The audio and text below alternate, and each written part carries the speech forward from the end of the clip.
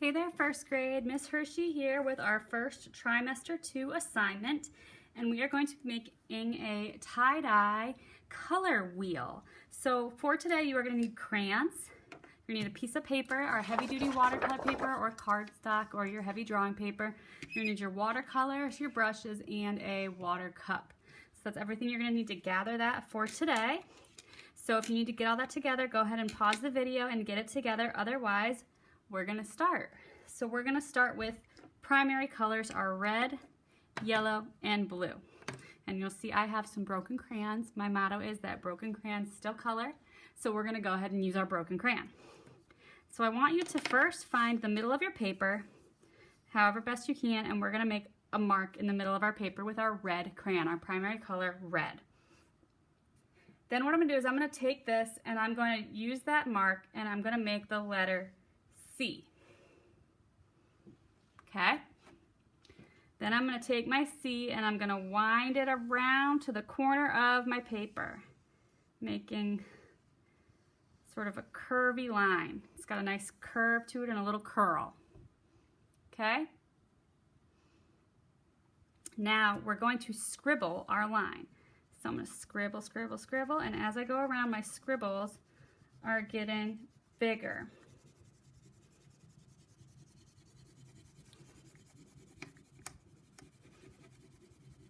My scribbles get a little bit bigger at the ends and they get skinnier towards the center. So I now have a red scribbled swirl. So that's my primary color, red. Our next primary color is going to be, let's do blue. I'm going to make a small little kind of smile shape right there in the center of my paper, coming off that center piece. And I'm going to take that one and I'm going to curve that one around and off the side of my paper. So another curl. And that's going to be my primary color blue. And we're going to scribble that one. And again, our scribbles are going to get bigger as we go. So we're going to get wider, wider, wider, all the way to the edge of the page. And I always tell my kids that you need to make sure you color all the way to the edge of your page. We want to use our whole paper. That's why I gave you such a big one. That's why I have such a big paper. Okay, that is our primary color, blue. Our last primary color is going to be yellow. I'm going to start at the center, sort of up at the top, and I'm going to see that around my red and right down the middle of my paper. So this is the least curvy of all. And that's my primary color, yellow. And we're going to do our same scribbling, little scribbles that get a little bit bigger and bigger and bigger. And we're going wider, wider, wider. At the bottom, we're pretty wide. We've got our scribbles going on here. So those are our primary colors, red, yellow, and blue. And the primary colors are the main three colors in the whole wide world. They make up every other color. You can't make red, you can't make blue, and you can't make yellow. They just exist. They are. They're there, just like you and me. We can't say why, we just know they are. But you can use these colors to make every other color in the world.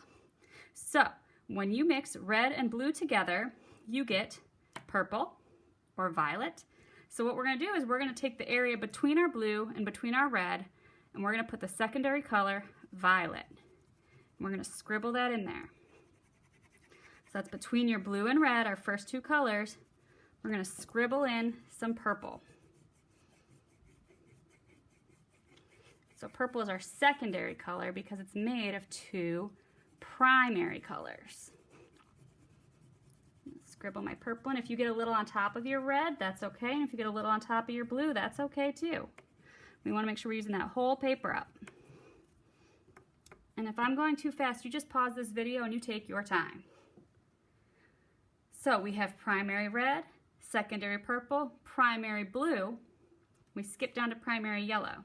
When you mix yellow and blue together, you get green. So we're going to go ahead and we're going to scribble in our green between those two. And again, if you go on top of them a little bit, that is okay. I'm trying to curve it a little bit because that's what my blue was doing, it seems like. right up in my blue, down onto my yellow. Then I'm going to come down here, just because it's easier to work up. Scribble in my green as I go. And make sure you do those edges. It's important to color in your whole paper. Now, if you're doing this on your nice dining room table, you might want to put a big piece of paper under your paper so that you don't mess up your table or anywhere else in your house. So we've got primary blue and primary yellow makes secondary green. You can see it's starting to turn into a rainbow here. We've got one more color left, and that is orange.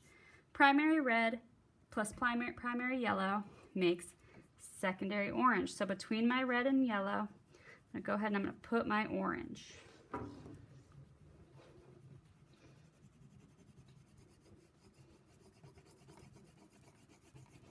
Okay. That is going to fill up the rest of my paper so there's no whites left.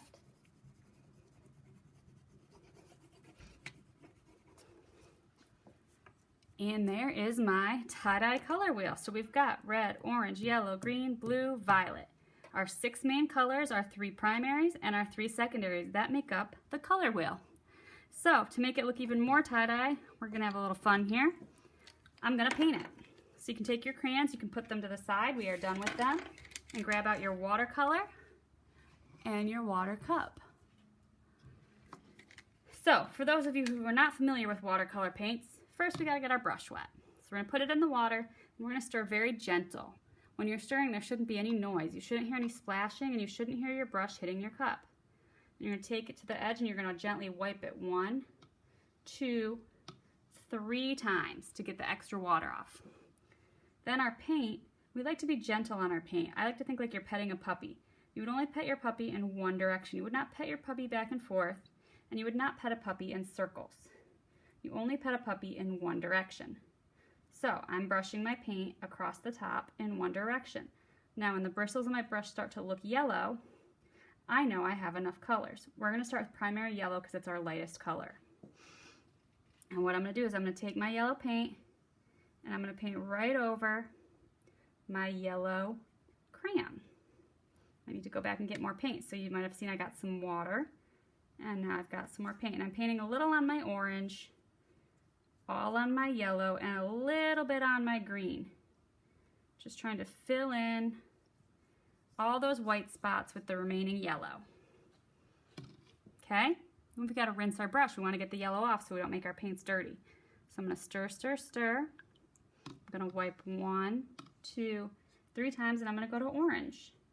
Again, like I'm petting a puppy, nice and gentle to one side.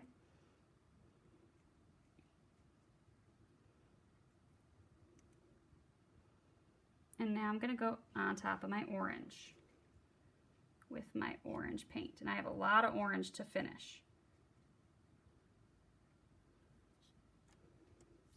If your paper's moving, you can hold it down. Just try not to hold it where you've already painted because your hands will get dirty. And you can see me dipping just the tip of my brush in the water to keep it wet. This paint is dry, so you have to get it wet for it to work. Sort of water kind of activates it. A little bit of art magic here. Take something dry, you make it wet, and it makes colors. Okay. So I have now done yellow, orange, our next color is red. So I'm going to put my brush, stirring very gentle, no noise. I'm going to wipe 1, 2, 3 times, and I'm going to go to red. Red paint doesn't always show up red. Sometimes it shows up a little pink, so you want to get a lot of red on your brush to make sure you're really petting that paint like a puppy, really getting in there, doing a lot of petting. Let's test it out. Ooh, I think we got red. I think we got red that time.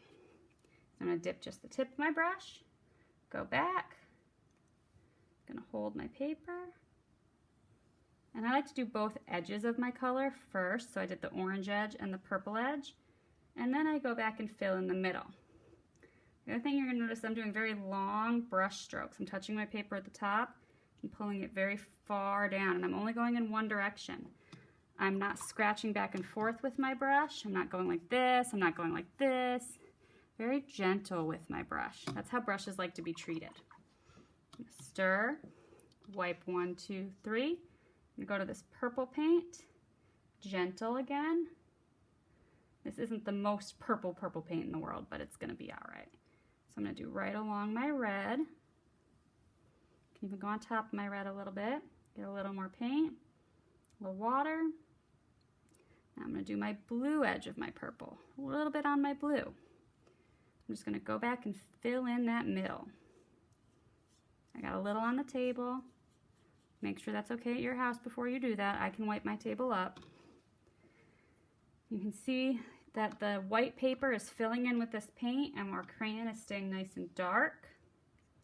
That's the look we're going for. It creates this beautiful tie-dye effect that I really enjoy. I think it's a really pretty project. Do the outside of my blue and the inside of my blue. And the blue was not a whole lot of work. Got one more color left, and that is going to be our green. So I'm going to gently rinse, stir, stir, stir with no noise. I'm going to wipe 1, 2, 3 times. I'm going to go to my green. Gentle, like I'm petting a puppy in just one direction. And then I'm going to do my blue side of my green. Get a little water, a little bit more paint. Going to do my yellow side of my green. A little water, a little bit more paint. Let's fill in the rest. You can see I'm doing these long brush strokes. Not going back and forth. Sort of trying to just go in the one direction. That's good for the brush, keeps it healthy, keeps its hairstyle nice and pretty. Covering up any white spots, and voila! That is our tie-dye crayon and watercolor color wheel. So you guys just learned the primary colors, the secondary colors, and the color wheel, as well as made a really cool tie-dye project. I want you to let this dry, probably overnight, and then you can hang it up in your house somewhere. In the meantime, have your parents take a picture and help you send it in to Miss Hershey. All right, bye guys!